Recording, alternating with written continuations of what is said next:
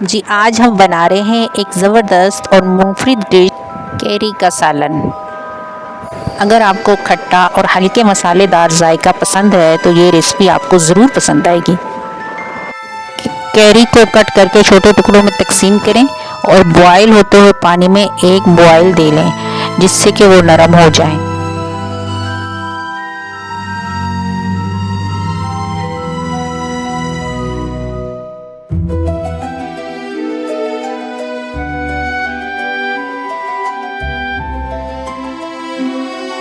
ایک پین میں یا فرائی پین لے لیں یا بھی کوئی بڑا برتن لے لیں، اس میں تیل گرم کریں گے اور پیاز ڈالیں گے، باریک کٹی ہوئی پیاز ڈال کر ان کو ہلکا فرائی کر لیں گے، مطلب گولڈن فرائی ہو تک کا اس کا کلر آ جائے۔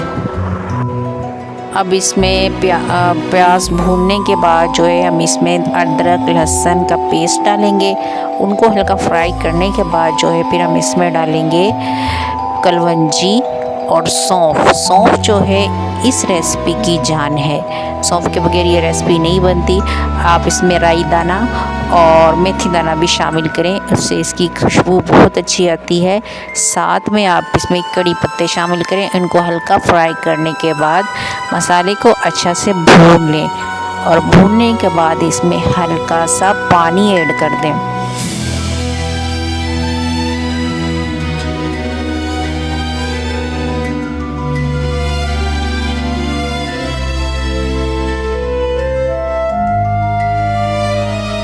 ایک کپ چینی شامل کریں گے۔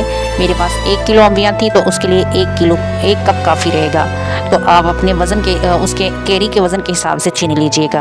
اب اس کو بھوننے کے بعد ہم اس میں 1 کپ پانی ایڈ کریں گے، کیونکہ ہماری کیری پہلے ہی گلی ہوئی ہے تو بس ہم نے تھوڑا سا پانی ایڈ اور کرنا ہے۔ پھر اس کو ہم ڈھک دیں گے دم پر، ہلکی آنچ پر پکائیں گے۔ پھر اس کا پانی جب یہ گل جائے تو پھر ہم ان کو اچھے سے بھون کر ہماری جو ہے مزیدار سی منفرد سی ڈش تیار ہو جائے گی، کھٹی مٹی، جو کہ گرمی کے لحاظ سے بہت اچھی بھی لگتی ہے اور ذائقے دار بھی ہوتی ہے۔